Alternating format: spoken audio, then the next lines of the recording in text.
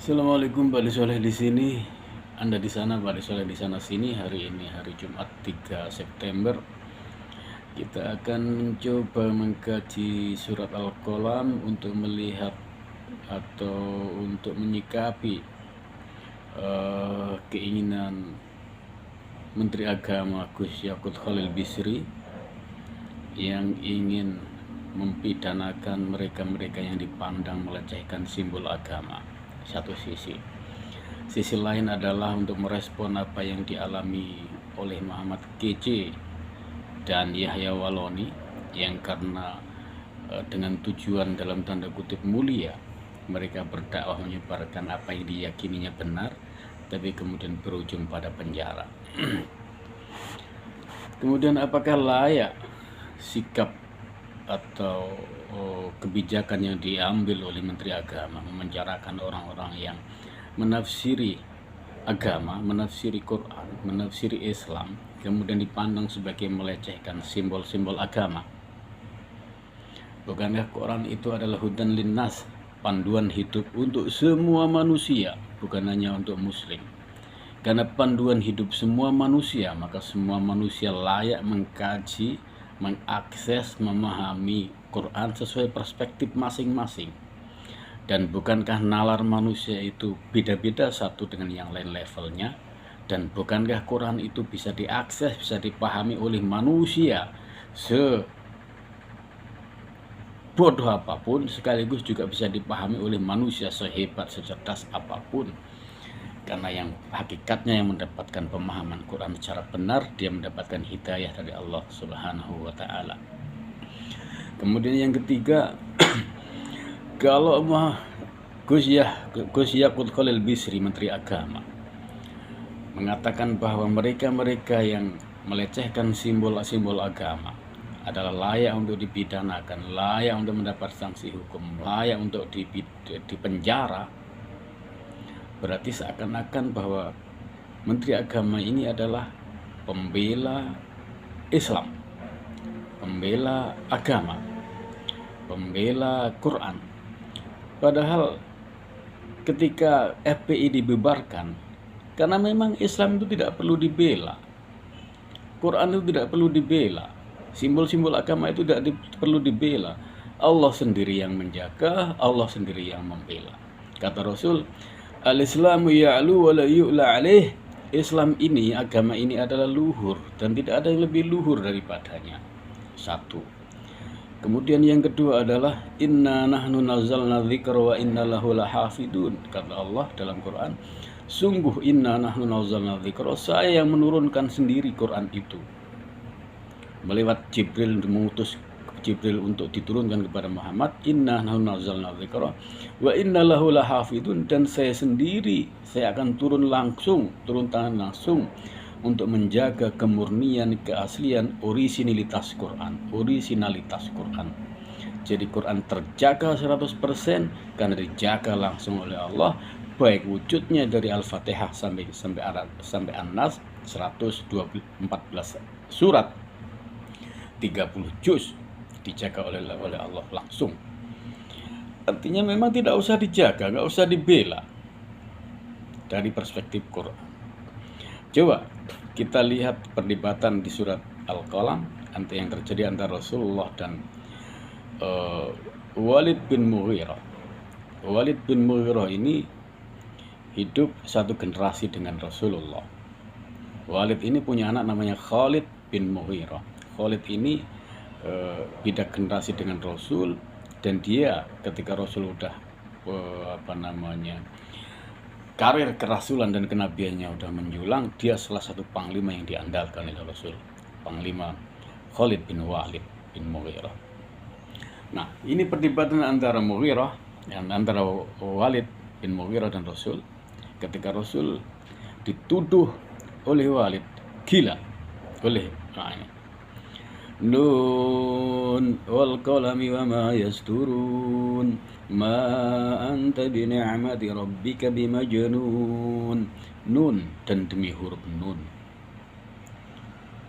Di tafsir umum ditafsiri dengan wallahu a'lam bimuradihi, dan Allah yang maha tahu tentang apa rahasia di balik huruf nun.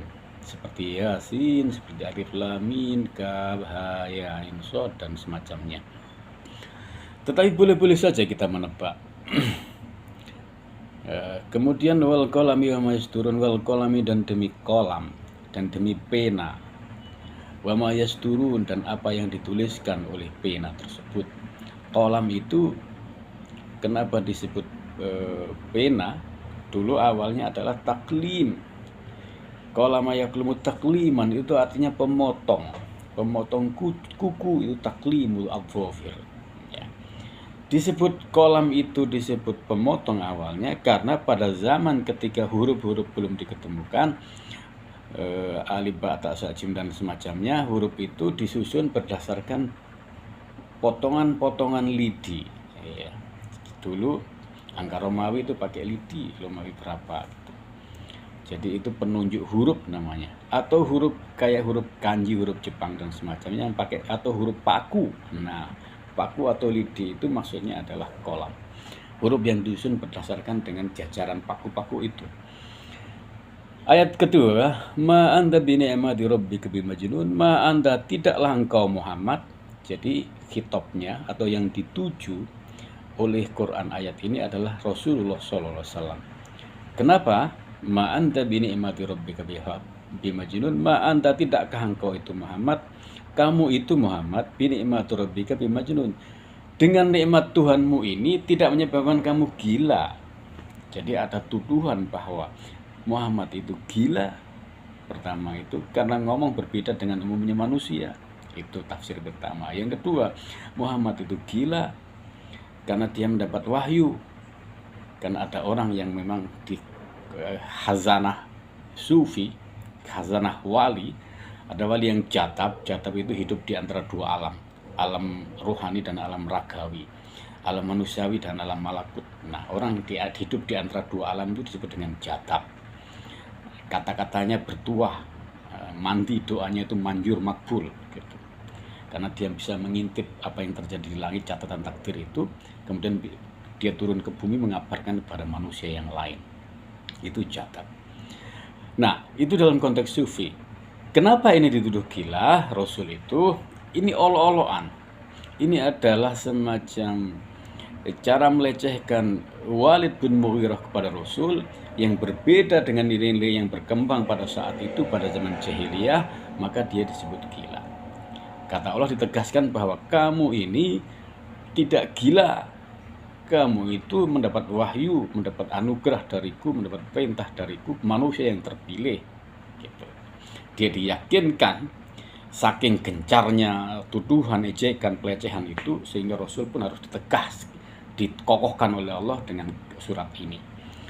Ayat ketiga, wa innalaka la ajran ghairu mamnun, wa innalaka dan sungguh itu menjadi milikmu, wa innalaka dan sungguh itu menjadi mutlak, menjadi hakmu, la ajran ghairu mamnun, pahala yang tidak pernah terputus, anugerah yang tidak pernah terputus, nikmat yang tidak pernah putus. Dikuatkan bahwa dia mendapat wahyu, maka dia harus memperjuangkan nilai-nilai itu meski dipandang gila. Kemudian yang kedua, kalau dia menunaikan tugas itu, dia akan mendapat pahala, mendapat anugerah, mendapat kenikmatan, mendapatkan pangkat, mendapatkan wibawa, mendapatkan anugerah yang tidak pernah terputus. Wa innaka la'ala khuluqin azim, wa innaka la'ala khuluqin azim, dan sungguh engkau itu la'ala khuluqin azim, orang yang berperilaku mulia, orang yang memiliki akhlakul karimah luar biasa, memiliki akhlak yang agung, moralitas yang agung. Akhlak itu terjemahnya adalah moralitas. Akhlak itu bukan adab, bukan sopan santun. Kalau adab dan sopan santun itu ya adab saja, seperti di syair Arab, kullu syai'in idza kasura rahusa illal adab. Semua hal itu kalau banyak melimpah jadi murah, illal adab, kecuali adab. Adab tata krama itu selalu bernilai tinggi meski melimpah. Yang lain itu kalau melimpah tidak balance antara supply and demand, otomatis murah harganya, terlalu banyak supply tapi permintaannya sedikit. Tapi kalau adab tidak, dia selalu melimpah. Ditegaskan oleh Allah seperti itu, bahwa kamu itu orang luhur, pahala tidak pernah terputus, anugerah tidak akan pernah terputus, kamu selalu mendapatkan nikmat, dan kamu manusia yang punya moralitas sangat luhur, manusia yang berperilaku agung. Fasatubsiru wa yubsirun, maka engkau akan melihat apa yang bakal terjadi di kemudian hari, 1 minggu, 1 bulan, 1 tahun ke depan. Apakah orang-orang yang mengolok-ngolok kamu itu, merendahkanmu itu seperti apa? Kamu akan melihat wa yubsirun, dan mereka juga akan melihat. Tinggal waktu yang akan menentukan mana yang lebih bisa bertahan dalam kemuliaan itu. Apakah mereka dengan tuduhannya, apakah engkau yang benar-benar mulia. Bi'ayyikum maftun, bi'ayyikum, dan dengan cara-cara apa kamu ini Muhammad maftun, difitnah oleh mereka, difitnah, dicerca, diejek, dilecehkan dan semacamnya. Inna rabbaka huwa a'lamu biman dhalla an sabilihi wa huwa a'lamu bil muhtadin. Inna rabbaka, sungguh Tuhanmu Allah itu, huwa a'lam biman dhalla, dia yang paling tahu, dia yang maha tahu, dia yang maha mengetahui, biman dhalla an sabilihi, siapa di antara kalian berdua ini, apakah Muhammad atau Walid bin Mughirah, yang sesat, yang nabrak, yang rabas jalan. Wa huwa a'lam bil muhtadin, dan dia juga yang paling tahu bahwa siapa di antara kedua manusia ini yang mendapat petunjuk, kamukah Muhammad atau diakah Walid bin Mughirah. Itu nanti waktunya akan menjawab. Oleh karena itu telah ditegaskan bahwa kamu mendapat anugerah, bukan makanya mesti kamu dipandang gila, kamu harus yakin bahwa anugerah itu mulia. Kamu mendapat wahyu, mendapat risalah kenabian, kamu tidak akan mendapat, pahalamu tidak akan pernah terputus, anugerah nikmat tidak akan terputus kepadamu, dan kamu juga ditegaskan oleh Allah bahwa Muhammad adalah la'ala khuluqin azim, manusia yang berperilaku luhur, manusia yang berakhlak mulia, manusia yang bermoral agung. Kita lihat nanti, kata Allah, fasatubsiru wa yubsirun, kamu akan melihat hari depannya, dan mereka juga akan menyaksikan. Fala tuti'il mukadzibin, oleh karena itu kamu harus meyakini itu. Fala tuti'il mukadzibin, kamu jangan inferior, kamu harus full confident. Oleh karena itu fala tuti'il mukadzibin, dan jangan sekali-kali kau ikuti orang-orang yang sering berdusta, orang-orang yang sering berbicara bohong, orang-orang yang sering bicara tidak sesuai fakta. Waddu la tudhinu wa yudhinun, waddu, mereka itu menginginkan sebenarnya, waktu mereka ini, Walid bin Mughirah dan kawan-kawan, tokoh-tokoh Arab, tokoh-tokoh jahiliyah, tokoh-tokoh masyarakat, orang-orang kaya pada waktu itu menginginkan la tudhinu wa yudhinun, andaikan engkau sedikit merendah itu artinya ngikutin tawaran mereka, ngikutin ajakan mereka, tidak terus mendakwahkan dan tidak terus berjuang menegakkan Islam, kamu rendah dikit saja, fayudhinun, mereka pun juga akan merendah sebenarnya. Jadi kalau lo jual gue beli, kurang lebih seperti itu. Atau kalau kau baik-baik, saya juga akan baik-baik gitu. Nah, mereka itu maunya mengajak kompromi Rasulullah, dan kalau Rasulullah mau kompromi, mereka juga akan kompromi. Tapi itu dilarang kompromi itu. Wala tuti'i kulla hallafin mahin, dan jangan kamu sekali-kali mengikuti kulla hallafin mahin, orang yang selalu mudah bersumpah atas nama, dikit-dikit sumpah, dikit-dikit sepoto, dikit-dikit demi ini demi itu. Jangan kamu ikuti orang-orang yang mudah, dengan lidahnya mudah sekali mengucapkan sumpah. Mahin, dan jangan kamu ikuti pula orang-orang yang rendah itu dalam konteks moralitas, rendah itu dalam konteks nalar, rendah itu dalam konteks pikiran, rendah itu dalam konteks visi hidup. Tidak boleh mengikuti orang pembohong, tidak boleh mengikuti tawar-tawaran atau merespon tawarannya orang-orang pembohong, tidak boleh mengikuti orang yang dengan mudah bersumpah, sedikit-sedikit sumpah, tidak boleh juga mengikuti orang yang berperilaku rendah, bernalar rendah. Ditegaskan ini panduan oleh Allah, panduan menghadapi orang-orang semacam Muhammad KJ dan yang lain-lain. Kemudian yang ayat selanjutnya, hamazin masya'in bin namim, mereka itu, ini sebenarnya ayat ini pembohong, menawarkan sesuatu agar Rasul mau kompromi, dikit-dikit bersumpah, moralitasnya rendah, hamazin, tetapi mulutnya itu, lidahnya itu tajam, mulutnya itu menusuk tajam, melukai banyak orang. Dan juga masya'in bin namim, kesana kemari. Masya itu berjalan hilir mudik kesana kemari dari satu orang ke orang lain, dari satu kelompok lain. Bin namim, dengan membawa adu domba, dengan membawa isu-isu, dengan membawa hoax, dengan membawa kejelekan-kejelekan orang lain. Jadi menebar fitnah. Jadi orang yang lidahnya tajam, berjalan-jalan ke sana kemari dengan membawa fitnah, itu tidak boleh diikuti. Dan ini yang dimaksud adalah sifat-sifat yang melekat pada Walid bin Mughirah, orang yang melecehkan Rasul, orang yang melecehkan simbol agama.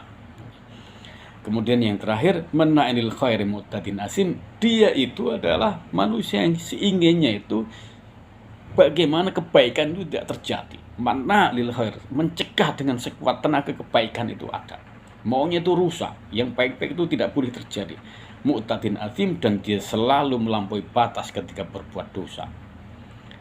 Dia tidak cukup sekedar berbuat dosa sekedarnya, tapi diterobos, diterabas, melampaui dosa-dosa itu. Mutulim ba'da dzalika zanin. Dan ini yang terakhir, bahwa satu hal yang tidak diakui oleh Walid bin Mughirah ketika dia saling ejek, saling melecehkan dengan Rasulullah, ketika bahwa dia mengakui bahwa dia itu pembohong. Dia juga mengakui bahwa dia menawarkan sesuatu agar Rasul mau kompromi. Dia juga mengakui bahwa dia itu sedikit-sedikit sumpah. Dia juga mengakui bahwa moralitasnya rendah. Dia juga mengakui bahwa kesana kemari mulutnya tajam, kesana kemari menebar fitnah. Dia mengakui itu. Dia juga mengakui bahwa dia orang yang menentang kebaikan itu terjadi, terlaksana. Dan dia juga mengakui bahwa dia melampaui batas ketika melakukan dosa-dosa dan kesalahan. Tetapi satu hal yang tidak diakui, kata ini, utulim ba'da dzalika zanim, kata Rasul bahwa Mughirah itu, bahwa kamu wahai Mughirah itu ngaku-ngaku jadi utulin ba'da dzalika zanim. Mutul itu mengakui bahwa engkau ngaku-ngaku sebagai keturunan orang luhur, orang mulia. Semua hal diakui, pembohong dan lain-lain, bersumpah dan lain-lain, melampaui batas dan lain-lain, menyebar fitnah dan lain-lain. Kata-katanya tajam menusuk, diakui juga semua oleh Mughirah. Tetapi untuk satu hal, bahwa dia itu adalah bukan keturunan terhormat, kata Quran ini, utulin ba'da dzalika zanim, mengagung-agungkan keturunan, mengagung-agungkan leluhur, mengagung-agungkan klannya, mengagung-agungkan family apa itu, keluarganya. Itu menurut dia memang punya hak. Saya ini bukan ngaku-ngaku mulia, bukan ngaku-ngaku luhur, bukan ngaku-ngaku keturunan orang ningrat, bukan ngaku-ngaku aristokrat. Tapi, kata dia, saya ini aristokrat beneran. Saya ini mulia beneran. Keturunan saya keturunan luhur, bangsawan beneran. Tapi kenapa kamu nuduh ini? Satu hal tidak diakui. Kemudian dia bertanya pada ibunya, Mughirah ini, sambil mengancam ibunya, wahai ibu, kata Muhammad, saya ini bukan keturunan orang mulia. Bapak saya ini bukan orang terhormat. Saya ini bukan orang aristokrat. Saya ini katanya hanya ngaku-ngaku sebagai terhormat. Ibu jawab bahwa saya ini anaknya siapa? Karena kalau ibu nggak mau menjawab, saya bunuh engkau, Bu. Karena diancam seperti itu, akhirnya ibunya menjawab dengan mengatakan bahwa bapakmu Mughirah itu adalah orang yang sangat kaya, orang terhormat, orang sangat mulia. Tetapi karena saya khawatir bahwa kekayaannya ini tidak ada yang mewarisi, karena bapakmu tidak bisa menjalankan fungsinya sebagai suami, karena bapakmu adalah impoten. Akhirnya saya memanggil salah satu penggembala unta bapakmu, penggembala kambing bapakmu untuk menyetubuhiku. Muhammad benar bahwa bapakmu bukanlah Mughirah, tapi bapakmu adalah huwa dzalikar ra'i. Bapakmu adalah penggembala unta itu. Wallahu a'lam bishawab.